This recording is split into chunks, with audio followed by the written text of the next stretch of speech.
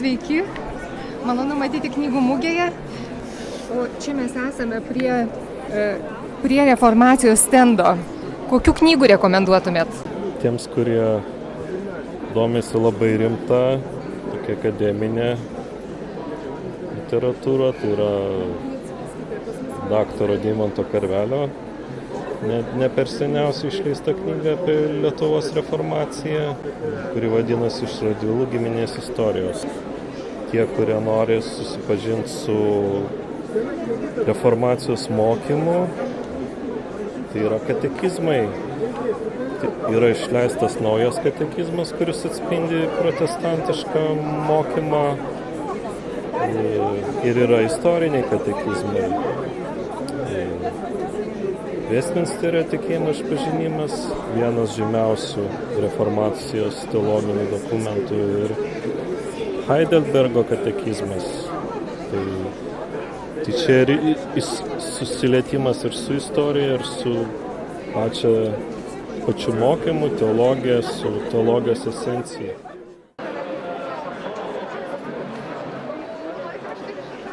Ar dažnai lankotės knygų mugėje? Visada, kai vyksta. Dabar jūs matome jūs prie reformacijai skirto stendo. Ar esate girdėję apskritai ką nors apie reformaciją? Aš pati reformatė, evangelikė liuteronė. Labai džiugu. Taip, ir spaudą čia radau savo kelias, dar bažnyčiai dar nebuvo, tai žiūriu, jau čia yra. Tai smagu. Ką parekomenduotumėte skaityti žmonėm, kurie nėra liuteronai, reformatai arba kitos evangelinės konfesijos žmonės? Nežinau, tiesiog bendrą išsilavinimą, tiesiog, kad nežinau, nieko ypatingo tokio. Ačiū labai Jums. Mes dabar esame prie stendo reformacijai 500. Ar esate girdėję ką nors apie reformaciją? Ne. Netikėtai aš tiesiog. Ne.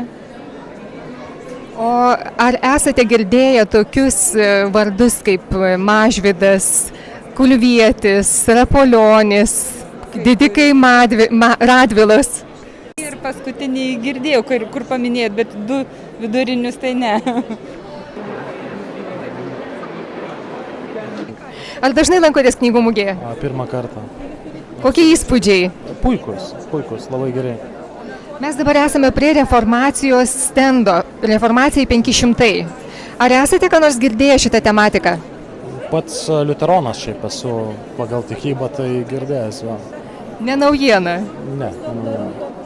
Ką rekomenduotumėte žmogui, kuris su tuo nesusijęs yra? Ką parekomenduotumėte skaityti? Bibliją, visų pirma. Kito atsakymo nėra. O jeigu reformacijos tematika, tai be abejo, tie elementarūs, turbūt nuo Liuterio gal pradėti, bent jau aš iš savo daržinės taip galėčiau parekomenduoti. Nežinau, katekizmas, manau, gerą pradžią davė, kažkokią Augsburgo išpažinimą. Ta visa tema, jeigu kažkas gilinasi, tais reiškia klausimais visais. Kodėl reformacijos žinia yra aktuali Lietuvai? Kaip Jūs manote? Kaip Jūs atsakytumėte?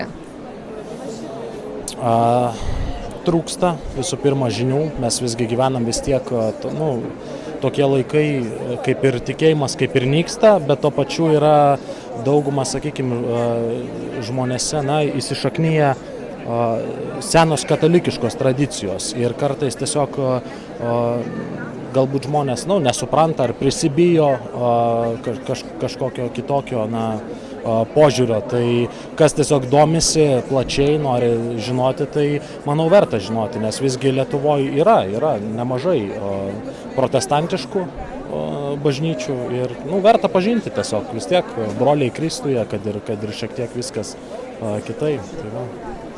Ačiū labai už mintis.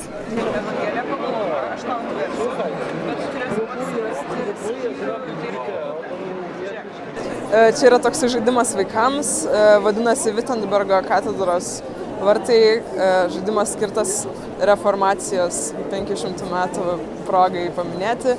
Ir vaikai čia gali daryti 4 užduotis, kurios yra aišku susijusios su evangelizacija ir su pagrindiniam protestantų vertybėm. Ir padarė jie tas loginės užduotis, gauna po vieną skaičių, galų gale suvedę kodą, gali atrakinti patys Wittenbergo katedros vartus ir pamatyti ten paslaptį. Iš tikrųjų, vaikai labai nustemba dažnai ir jiem labai patinka tai, ką jie ten pamato.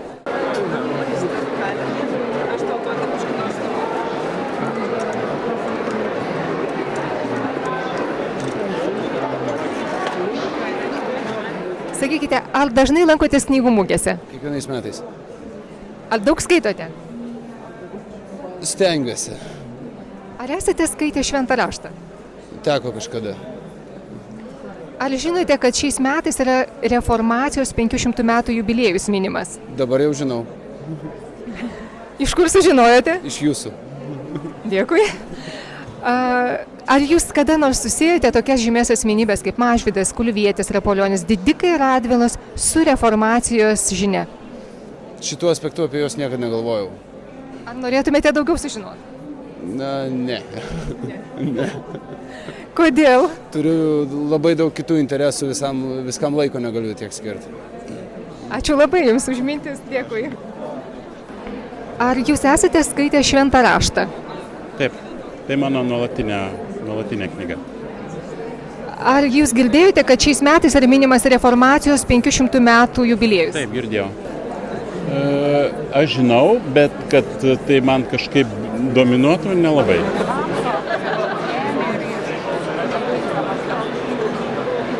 Kaip dažnai lankotės knygų mugėje? Šiaip nelabai dažnai, bet dabar tiesiog patys esam dalyviai, tai yra proga ir patiem prekiauti ir pažiūrėti kitų leidyklų leidinius. Kokią leidyklą atstovaujate? Atstovaujame viešą įstaigą Reformatų literatūros centrą. Šie metai yra paskelbti reformacijos 500 minėjimo metai. Ir matome čia stendą taip pat. Ką Jūs galėtumėte pasakyti žmogui, kuris mažai susidūrė su šitais klausimais? Ką parekomenduotumėte?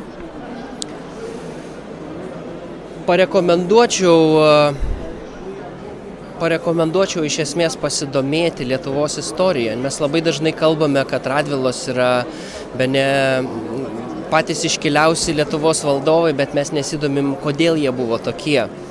Ir iš tikrųjų jie buvo tokie dėl to, kad jie išpažino protestantišką įtikėjimą. Jie buvo jo atstovais. Net ir tas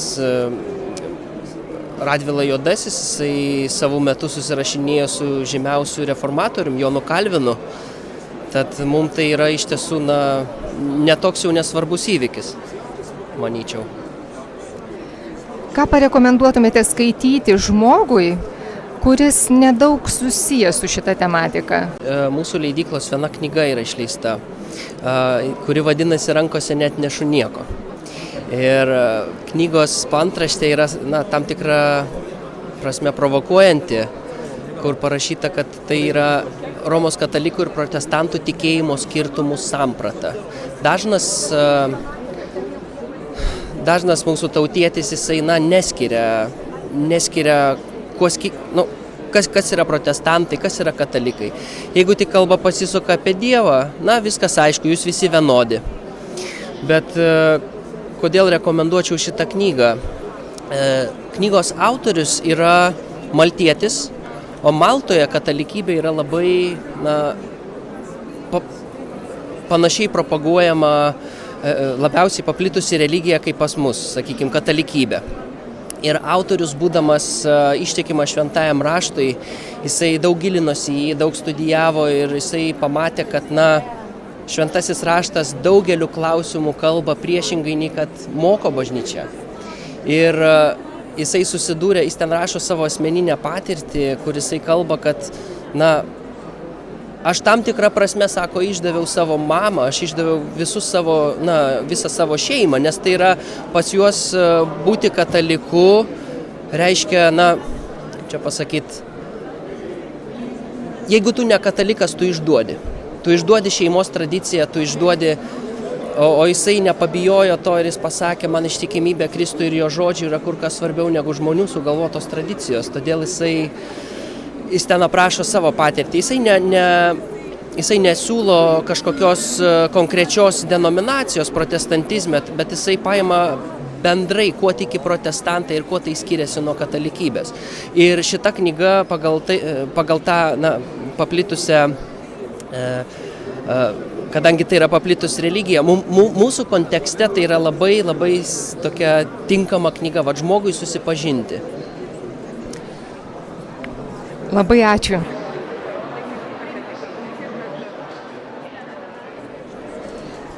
Matome jūs prie reformacijos stendo.